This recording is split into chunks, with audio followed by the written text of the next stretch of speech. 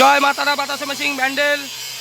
আজ তিনখানা মেশিনের দিতেই হবে যে কোনো প্রকারে। একখানা চলে গেল আলিপুরদুয়ার, আর একখানাও রেডি হয়ে গেছে পান্ডুয়ারটা, আর একখানা গোচারণ। আজ 20 আগস্ট 11:41 বাজে এই মেশিনটি আলিপুরদুয়ারে গাড়ি চলে এসেছে। এই গাড়ি নবদ্বীপ থেকে মেশিনটি বাসে যাবে।